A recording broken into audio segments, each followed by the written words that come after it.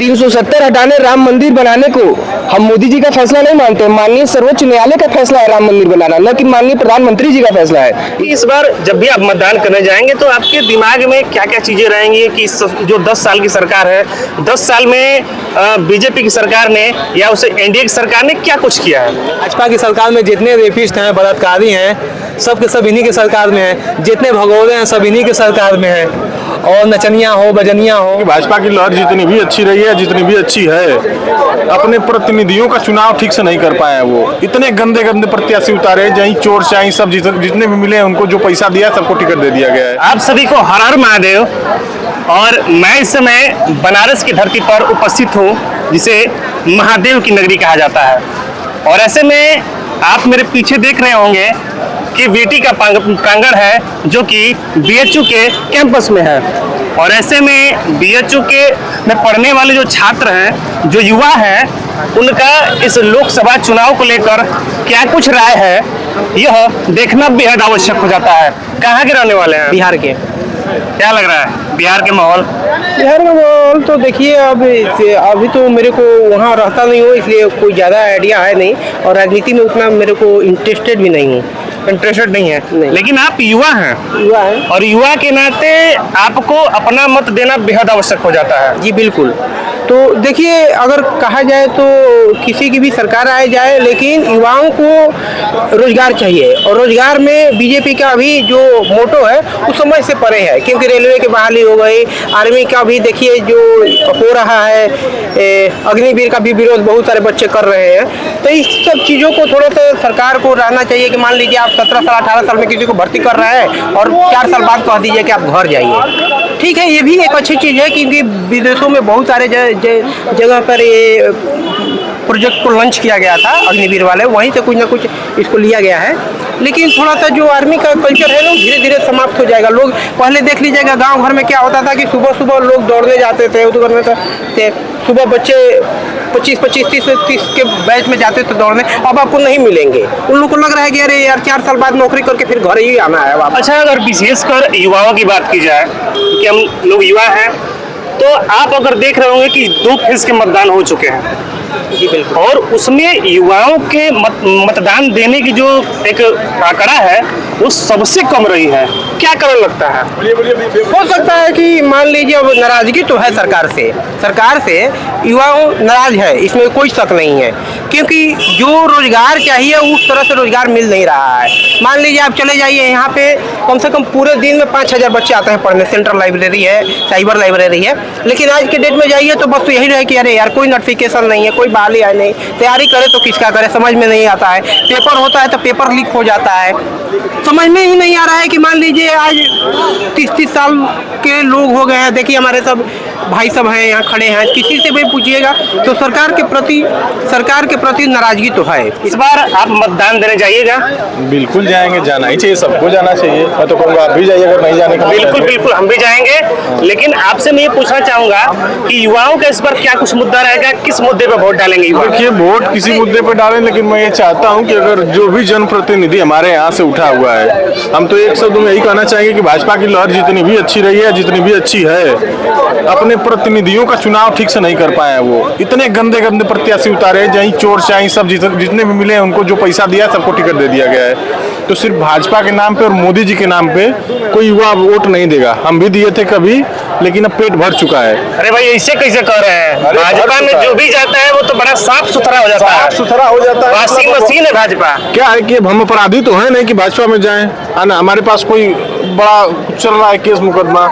अब जितने चोर चाहे रहे हमारे यहाँ से देखिए, पारस में कौन राय मिला है, वो गाजीपुर से कौन राय हो, हमारे गांव के 10 किलोमीटर दूर है, हम जानते नहीं करते उनका नाम। बताइए क्या मतलब ऐसे प्रतिनिधि का? हमारा प्रतिनिधित्व जो व्यक्ति कर रहा है, कम से कम उसको समाज में 4 लोग जानते हो। जैसे अरे दिनेश लाल यादव निरहुआ है, बताइए वो कैसे बेरोजगारी खत्म करवा रहे हैं। वो व्यक्तिगत टिप्पणी करें कि योगी जी तो लड़का ही पैदा नहीं किए, मोदी जी तो लड़का ही पैदा नहीं किए। जी कभी युवाओं को रोजगार नहीं देते हैं। रोजगार मिलती है उनके बनाई गई संरचना से कि कहाँ पे किस प्रकार की नियुक्तियां आ रही हैं। उत्तर प्रदेश में देखिए हमने पीसीएस एपीएस का दिया, आरओ का दिया, और यहाँ पे बहुत सारे बच्चे रहे जो सिपाही का दिएंगे। हम मान रहे हैं कि डबल इंजन सरकार है, सरकार रोक पाई किसी पेपर आउट को? क्या कर रही है सरकार? अगर सरकार पेपर आउट नहीं रोक पा रही है, उसी के समय में पेपर आउट हो जा रहा है, सरकार से हम क्या अपेक्षाएं करें? हमको अगर रोजगार ही नहीं मिलेगा तो मत रहे सरकार, छोड़ देना चाहिए। शर्म आना चाहिए लोग को, शर्म भी नहीं बची है। कैसे सरकार चलेगी? भाजपा के नाम पे थोड़े हो जाएगा सिर्फ। मोदी जी बहुत अच्छे अच्छे अच्छे क्या अच्छे कर रहे हैं? अपनी संरचनाओं को तो बदलें थोड़ा। मोदी के नाम पर वोट कितना सही है? एकदम नहीं, मोदी जी को तो एकदम वोट देना ही नहीं चाहिए। मोदी जी जो हैं वो भ्रष्टाचारियों के नेता हैं। और मेरा नाम अबरार अहमद है और मैं BHU काशी हिंदू विश्वविद्यालय का छात्र हूँ और यहाँ मैं 10 साल से पढ़ाई कर रहा हूँ, सिर्फ पढ़ाई कर रहा हूँ, होने वाला कुछ है नहीं। PhD में यहाँ उनके सब चमचा माफिया बैठे हुए हैं, उन्हीं को PhD स्कॉलर मिलेगा जिस एडमिशन होगा जो उनके करता धरता होंगे।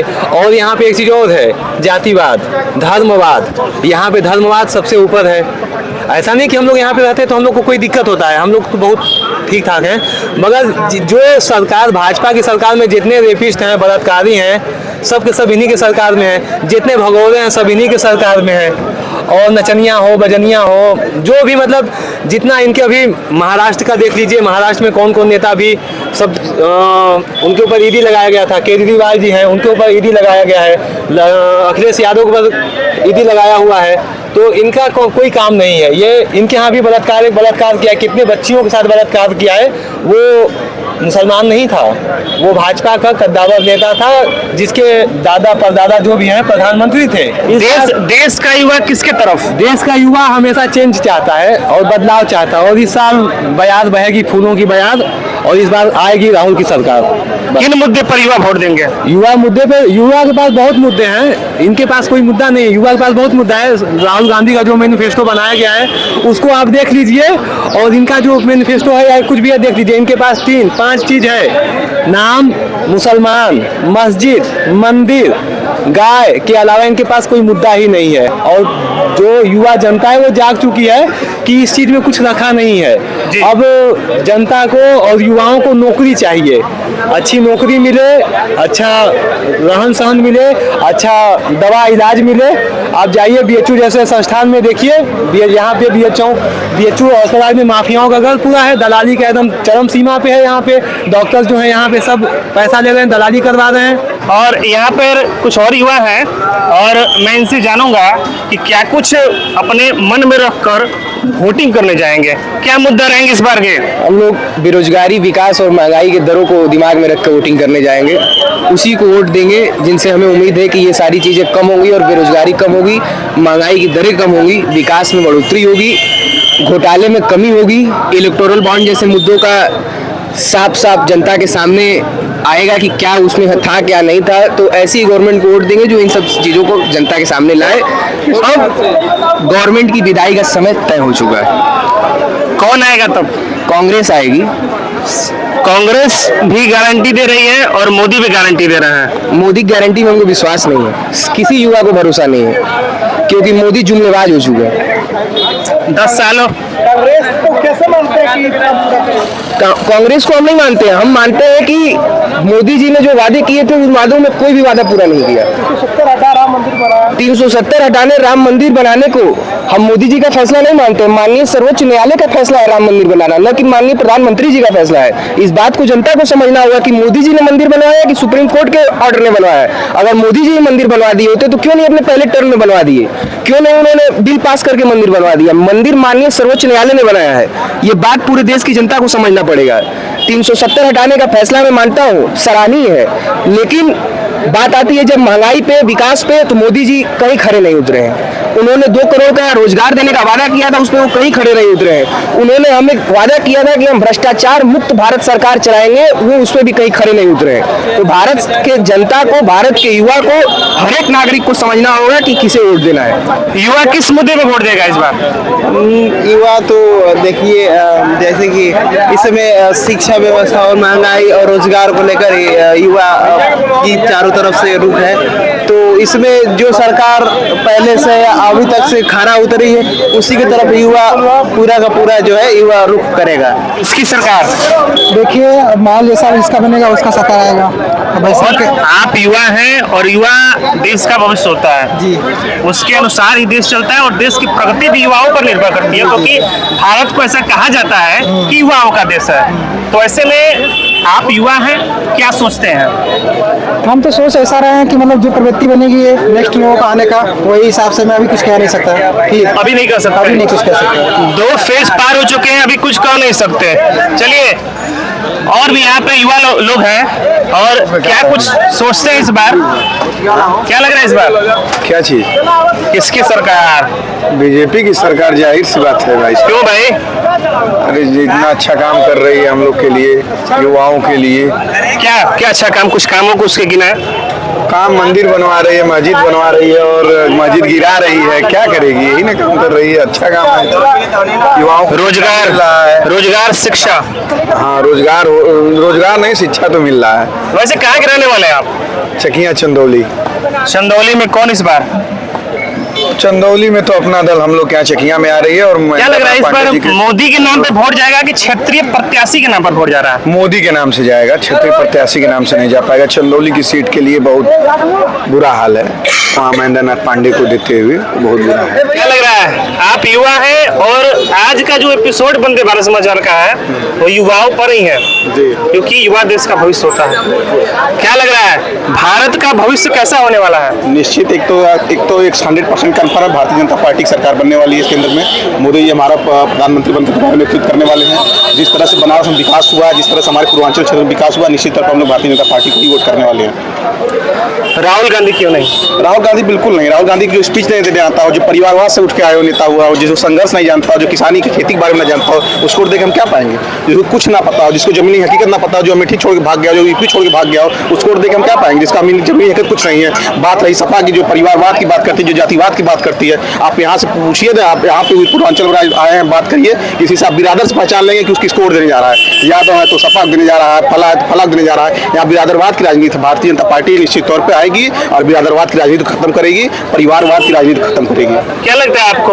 बिहार है, यूपी है, बिना जातिवाद के तो काम चलने वाला नहीं है। क्यों नहीं चलने वाला? चाहे बीजेपी हो, चाहे सपा हो, किसी कोई भी पार्टी हो, बिना जातिवाद के नाम पर लोग वोट देते ही नहीं है। जातिवाद के नाम पे वोट देते हैं, उनके मन में कीड़ा हुआ है जातिवाद के नाम पे। लोग जो पढ़ेंगे लिखेंगे शिक्षित होंगे, जहाँ बीएचयू में पढ़ने वाले जो छात्र होंगे उनसे पूछे जातिवाद के नाम पे वोट देंगे, विकास के नाम पे वोट देंगे। निश्चित तौर पर तमाम यादव हैं जो आज भारतीय जनता पार्टी को समर्थन करने के लिए मजबूर है, इनका विकास देखते हुए, इनके वादे देखते हुए। जिस तरह से मतलब भर्ती घोटालों में कमी आई है, जिस तरह से माना कि बदली भर्ती घोटालों में घोटाला हो रहे हैं, लेकिन निश्चित तौर पर इसमें भारतीय जनता पार्टी की सरकार खुल के इसका विरोध कर रही है, इस पर जांच बैठा रही है, लोगों को पकड़ रही है, लेकिन निश्चित तौर पर निष्पक्ष परीक्षा हो रहा है भारतीय जनता पार्टी सरकार में ही। नहीं तो अखिलेश यादव सरकार में 70 में 56 यादव पीसीएस होते थे। अच्छा भैया, मैं आपसे जानना चाहूंगा कि इस बार जब भी आप मतदान करने जाएंगे तो आपके दिमाग में क्या क्या चीजें रहेंगी कि जो 10 साल की सरकार है, 10 साल में बीजेपी की सरकार ने या उसे एनडीए की सरकार ने क्या कुछ किया है? सबसे बड़ी चीज़ है कि रोड इंफ्रास्ट्रक्चर में आप देख ही रहे हैं कि जितना भाजपा ने काम किया है उतना 10 साल के अंदर कोई सरकार न कर पाएगी कभी और नहीं कर पाई है। कांग्रेस जो है 70 साल राज की है भारत पे, कोई काम की नहीं, न रोड का काम हुआ, ना आपके यहाँ डेवलपमेंट हुआ। बनारस को ही देख लीजिए, बनारस में जितना काम हुआ है भारत की तैयारी वो कभी भी कांग्रेस या सपा या बसपा की सरकार में उतना काम नहीं हो पाता। आज बनारस में जो है गोवा से ज़्यादा पर्यटक आ रहे हैं, गोवा से ज़्यादा पर्यटक आ रहे हैं। रीजन क्या है? आपका काशी विश्वनाथ मंदिर का कॉरिडोर हो गया, इधर मिर्ज़ापुर में चले जाइए, माँ विंध्यवासिनी का कॉरिडोर हो गया। तो है कि पूर्वांचल में मोदी ने काम किया है, अच्छा खासा काम किया है। अच्छा, यहाँ पर मोदी का प्रतिद्वंदी कौन है? अभी तो फिलहाल कोई नहीं है, किसी को नहीं कहा जा सकता है। मोदी का प्रतिद्वंदी अभी कोई भी नहीं है, कोई नहीं है बनारस में, कोई नहीं। राहुल गांधी भी गारंटी दे रहे हैं, नहीं, मोदी भी गारंटी दे रहे हैं। किसकी गारंटी पर युवा वोट देगा? मोदी की गारंटी पर वोट देगा। 10 सालों से तो उन्हीं के गारंटी पर वोट देते हुए आ रहे हम लोग, तो फिर से मोदी की ही गारंटी पर वोट देंगे। इलेक्ट्रॉनिक बॉन्ड का मुद्दा इस समय चरम पर है, क्या कहना चाहेंगे? उस पर हम कुछ नहीं कहना चाहेंगे। विपक्ष हताश है, तो उस पर हम क्या कह सकते हैं? कुछ नहीं कहना चाहेंगे। किसान आंदोलन कर रहे हैं, किसान आंदोलन कर रहे हैं, उनकी भी सुनवाई होगी, उसके पीछे भी राजनीति है, उसके पीछे भी कांग्रेस वाले लगे हुए हैं। कांग्रेस का उसमें भरपूर समर्थन है। भाजपा जो है दिल्ली के ही किसानों को बस नहीं दे रही है, और बाकी स्टेट के किसान जो है कैसे रह रहे हैं। तो लद्दाख में लोग आंदोलन कर रहे हैं राज्य स्टेटहुड का दर्जा देने के लिए, क्या कुछ कहना चाहेंगे? बहुत दिनों से प्रोटेस्ट चल रहा है वहाँ पे, आप युवा हैं और इसकी निश्चित रूप से आप जानकारी रखे होंगे। नहीं, जानकारी तो है इसकी, लेकिन उस मामले में भी हम लोग कुछ कह नहीं सकते हैं। सरकार आने के बाद ही पता चलेगी कि क्या होगा, अभी तो फिलहाल कुछ कहा नहीं जा सकता। आपने युवाओं को जाना कि देश का युवा क्या सोचता है, और ऐसे में मैं अगले जो फेज का मतदान होने वाला है, भारत के सभी युवाओं से कहना चाहूँगा कि बड़े से बड़े संख्या में बूथों पर जाकर अपना मतदान दें, तो क्योंकि मतदान से ही तय होगा देश का विकास और देश की जो राजनीति कैसे तय होती है। वैसे अभी तक से आप वंदे भारत समाचार देख रहे थे, मैं आपके साथ नीलेश भारद्वाज, बहुत बहुत धन्यवाद।